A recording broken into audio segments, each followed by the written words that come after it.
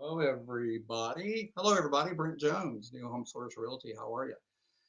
Let's do a Facebook Live here real quick. Let's talk about the ABCs of buying a house. I've been in real estate for 30 years, and it's second nature to me. But a lot of people are just confused of what to do, how to do it, where to go, and how come I lost my Facebook Live? Okay, are we back up? My whole screen just went dead. Nothing like Facebook Live. It's Murphy's Law, that's for sure. Okay, so we're going to talk about the ABCs of what you need to do to buy a house. And before we do that, click notifications, follow me, like the video, and leave a comment. So, ABCs of buying a house. First and foremost, you've got to get pre-qualified or pre-approved. Um, that does a lot of things for you. Number one, it tells you how much money you're going to need. It's going to tell you what kind of interest rates you're going to have. It's going to tell you what price range you need to be looking in. Okay, so if you qualify for a Volkswagen, let's not go look at Mercedes. Okay, so when the house, so you'll know how much house you can qualify for. So now we can pick the area that you want and the price that you want, and here we go. Money that you're going to need. You're going to need, if you're going FHA, you're going to need a minimum. These are all minimal amounts. You're going to need 3.5% if you're going FHA. That's 3.5% down. If you're going VA, you typically need no money down. Thank you for your service. And if you're going conventional, you're going to need 5% down. Now, you don't need that money right up front, but you are going to need that money prior to closing. There are some first-time home buyer programs out there. There's some down payment assistance programs out there. Talk with your lender and see what programs he might have available. Speaking of lenders, there's nothing wrong with getting a second or even a third opinion. There's nothing wrong with talking to more than one lender. And I've already done a video about lenders. Should you use a local lender or some out of state or some algorithm out of New York, or what should you do? My personal opinion is you should use a local lender. But again, nothing wrong with getting a second opinion and kind of compare their fees and their rates and that kind of thing, and see what kind of programs they might have. First time home buyer programs and down payment assistance if you need that. Okay, so that's money that you're going to need once you get to the closing table. Let's talk about money you're going to need ASAP. You're going to need earnest money and you're going to need an option fee. The earnest money is going to be about 1% of what the sales price of the house is. And that in Texas is just kind of showing your good faith to the seller that you're serious about buying this house. That earnest money does not go to the seller, it goes to the title company. It's made the checks, the earnest money check and the option fee check. And yes, they can be personal checks, it doesn't have to be a cashier's check.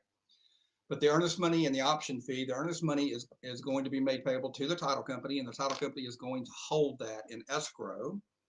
And you will get credit for the earnest money when you get to the closing table. And again, the typical rule of thumb is about 1% of what the sales price of the house is what the earnest money should be. The other check you're going to need to write, and these are after we have an executed contract, right? Don't need it before that, but once we have an executed contract, the other check you're going to need is going to be the option fee.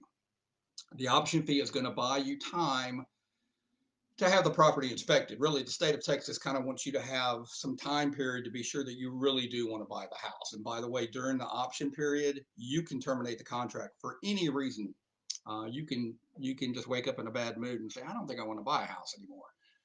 You can do that. You don't have to even give a reason or give cause. You can just terminate the contract within the option period if that's what you want to do. But typically in the rural world, you use that option fee or that option period to get the property inspected. And typically $100 for 5 days is about what's normal. If you, for some reason, want longer than 5 days, maybe $150 for 7 days. But by the way, you want your offer to be as attractive as possible. The longer the option period you ask for, the more it waters down your offer. So a shorter option period is more attractive to the seller.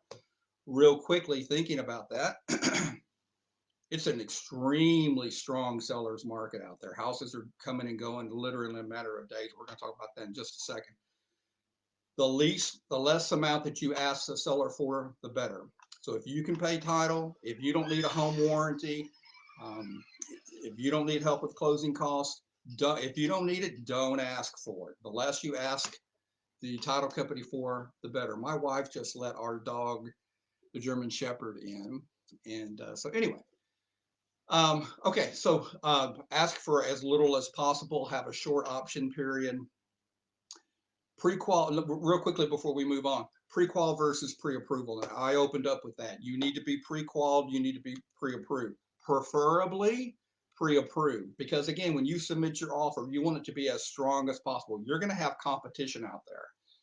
And a pre-approval letter holds more weight than just a pre-qual. Pre-approval means you've actually submitted income verification and tax returns and bank statements to your lender. So it's more than just a pre-qual. Pre-qual is kind of the tip of the iceberg. He pulled your social security number, took kind of your debt to income ratio, but a pre-approval is more in depth.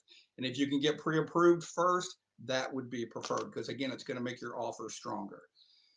Couple things real quick. You need to be prepared to strike fast.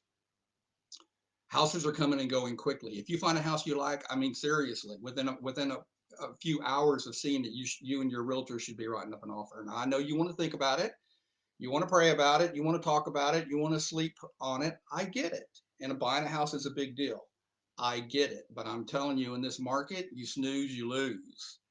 You need to be ready to strike fast. That means that your realtor needs to have the pre-approval letter ready to go. If y'all are going to write up a little bio letter about what a wonderful family you are, you should have that ready to go. Your realtor should be ready to write up the offer, docu-sign it or zip form it over to y'all where you can initial and sign it, and bam, get your offer in ASAP. Just real quickly, I'm working with lots of different buyers. One in particular, there were 8 houses they wanted to go see over the weekend. Before we could get out there, 3 of the 8 were already gone, and 2 more, while we were looking at them, I was getting text notifications that they've already got multiple offers, and if we're going to turn in an offer, we've got about 2 hours to do it. So houses are coming and going very, very fast. If you want a house, you got to be ready to strike fast. We also talked about the 75% rule in another video. You need to have realistic expectations. Unless you're Bill Gates, you're not going to have a custom, total, wonderful, perfect house checking every box that you could possibly want. If you can get 75% of what you're really looking for, that should be motivation enough for you to be able to be ready to write up an offer. Also, we talked about the inspection during that option period that you're paid for. You're going to have the property inspected. Your realtor can direct you to some good home inspection people. You can use anybody that you want as long as they have a state of Texas home inspection license. We talked about this before. Don't freak out with the inspection report. Don't expect the seller to fix much of anything. Now, if there's a mechanical or structural flaw, absolutely. But if you don't like the color of the little girl's bedroom, you're not a big fan of Pepto-Bismol pink, that's why God invented Lowe's and Home Depot, for y'all to change that yourself. Don't be going back to the seller asking them to repair that kind of stuff. And one last thing before my German Shepherd interrupts everything. Will your payment ever go up? Now, when you get pre-approved, you're going to get locked into a 30-year fixed interest rate. So that means, therefore, that your payment's never going to go up. Is that correct? The answer is no, that's not correct. Dallas, would you stop? That is not correct, because PITI, principal, interest, taxes, and insurance. Are your taxes ever going to change? Are you kidding me? With Washington, absolutely taxes are going to change. And unfortunately, they're going to go up, not down.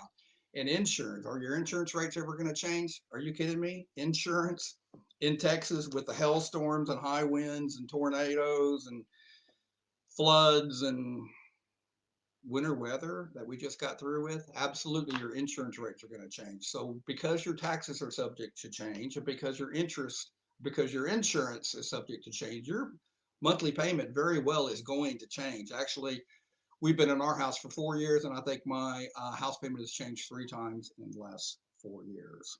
Not significantly, but your payment can change even though you're locked into a set interest rate. So anyway, there you go. Hope this helps. The ABCs of buying a house. I'll be happy to help in any way that I can. I have got a virtual calculator that I can email you or text you, where you can plug in all kinds of different scenarios, what your payment is, what you'd like for your payment to be, how much you can put down, and you can plug in all kinds of different scenarios, and it will tell you how much house you can qualify for, et cetera, et cetera. So it's very, very cool. I'll be happy to make that available to you. Feel free to contact me, direct message me, inbox me. Thanks for your time. Hope this helps. Have a great week. Talk to you later. Bye-bye.